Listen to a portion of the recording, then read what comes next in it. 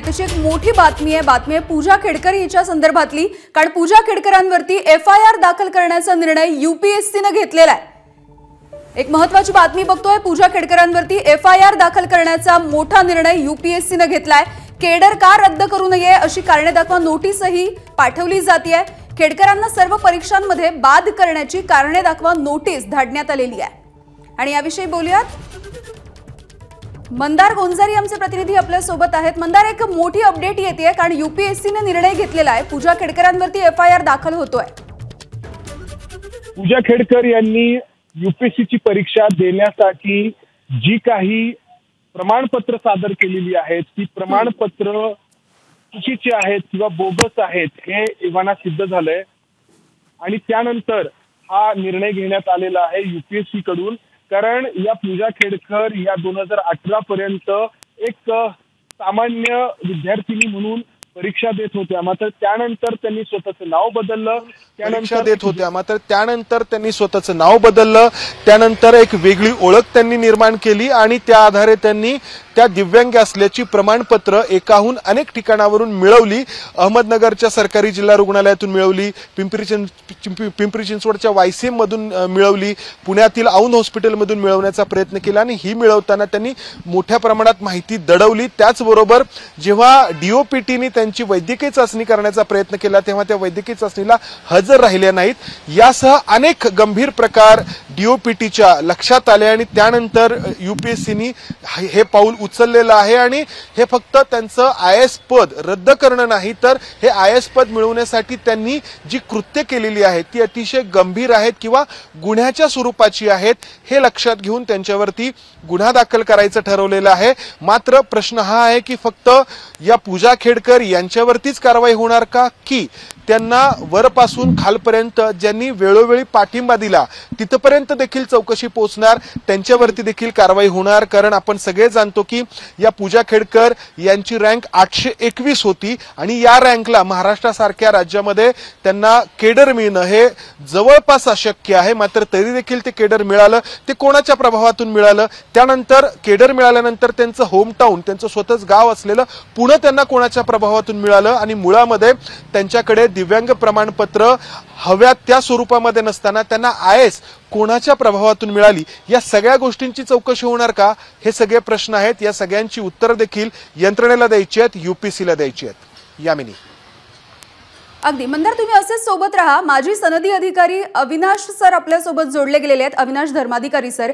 Avinash sir, एक मोठा निर्णय आता यूपीएससीने घेतलाय। गेल्या अनेक दिवसांपासून रोजचे दावे प्रतिदावे, रोज नवी प्रकरणं आपण बघतोय आणि आता एफआयआर दाखल केला जातोय पूजा खेडकरांवरती। यूपीएससीचं ते प्रकटन नुकतंच माझ्याही वाचनात आलं। हो, यूपीएससी सारख्या व्यवस्थेकडून जी अपेक्षा आहे हो, की असं काही समोर आल्यावर योग्य पावलं उचलून आवश्यक ती कठोर कारवाई, तर ती तर केलेली आता दिसतेय। यूपीएससीच्या त्या निवेदनात स्पष्टपणे म्हणलंय की नियमानुसार असलेल्या अटेम्प्ट पेक्षा जास्ती अटेम्प्ट आणि ते फ्रॉड करून, त्यामुळे ही एक कार्यवाही तर निर्णायक दिसतेच आहे। आता नियमानुसारच जे त्याच्या शेवटच्या टोकाला त्यांनी जावं लागतं, तर यूपीएससी कडून माझी ही राहील अपेक्षा की आवश्यक ती आता कायदेशीर कारवाई पण त्याच्या टोकाला गेली पाहिजे, म्हणजे ही जी देशाची एक महत्वपूर्ण व्यवस्था आहे ती विश्वासार्हता पुन्हा एकदा बळकट होईल। हो, अविनाश सर, तुम्ही म्हणता तसं देशामधल्या खरं तर प्रत्येकाचाच यूपीएससीच्या व्यवस्थेवरती फार विश्वास आहे। मात्र हे ज्या वेळेला प्रकरण समोर येतं त्याच्यामध्ये केडरचा सुद्धा उल्लेख आहे आणि केडर रद्द का करू नये अशी एक कारणे दाखवा नोटीस बजावण्यात आलेली आहे। बरोबरच आहे ना, हे पाऊल काय आहे, सरकारी यंत्रणेला शेवटी नियमानीच चालावं लागतं। तर जिची एकदा आधी मुळात निवड जाहीर केली आहे तिथे गृहीत आहे मग कायद्याचंही की तुम्ही आवश्यक ते सगळे तपास केलेत। आता ते झाल्यानंतर जर तुम्हाला पुढची काही कारवाई करायची असेल तर मग त्याची कायदेशीरही योग्य पावलं उचलावीच लागतात। तशी आहेत ही उचललेली पावलं। त्याला मी म्हणतोय की आता ती त्याच्या नीट कायदेशीर आणि तर्कशुद्ध टोकाला पोहोचली पाहिजेत। हो, अविनाश सर, गेल्या काही वर्षांमध्ये त्यामधले आपण जर वेगवेगळ्या परीक्षांमधले घोटाळे पाहिले तर ते अत्यंत चक्रावून टाकणारे आहेत. मात्र UPSC मध्ये असं काही झालेलं होतं का? अशा पद्धतीचं प्रकरण याआधी कधी झालं होतं का? आहेत, दुर्दैवाने अगदी 1-2च आहेत, पण आहेत आणि त्यांच्या बाबतीत कारवाई होऊन त्यांची निवड रद्द झाली होती हे मला लक्षात आहे. धन्यवाद अविनाश सर, तुम्ही बोललात यासाठी. तर पुन्हा एकदा मंदार गुंजारी आपले प्रतिनिधी आहेत आपल्यासोबत. मंदार, ज्या पद्धतीने धर्माधिकारी सर सांगत होते त्या पद्धतीने याआधी सुद्धा UPSC मध्ये अशाच पद्धतीची प्रकरणं झालेली आहेत आणि त्यांचा सुद्धा असाच बोलण्याचा सूर होता की ज्या पद्धतीचं प्रकरण यामधून समोर येत आहे त्यांच्यावरती आता प्रशासनाने देखील कारवाई करणं गरजेचं आहे.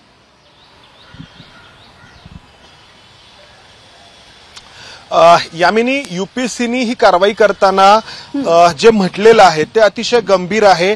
जी नोटीस त्यांनी या पूजा खेडकर यांना बजावलेली आहे की का तुमच्यावरती आम्ही कारवाई करतो आहोत, हे अतिशय गंभीर आहे. हे आपण सांगितलं पाहिजे की या पूजा खेडकर यांनी खोटं नाव धारण केलं, त्याचबरोबर खोटी ओळख निर्माण केली, खोट्या सह्या केल्या, खोटी प्रमाणपत्र मिळवली आणि त्या आधारे त्यांनी IAS हे पद मिळवलं.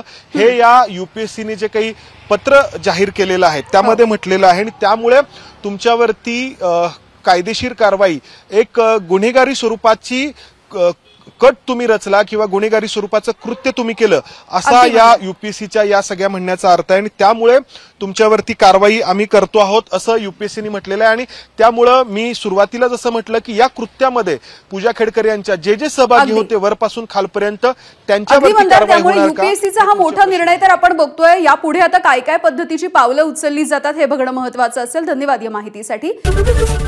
ABP माझा, उघडा डोळे बघा नीट.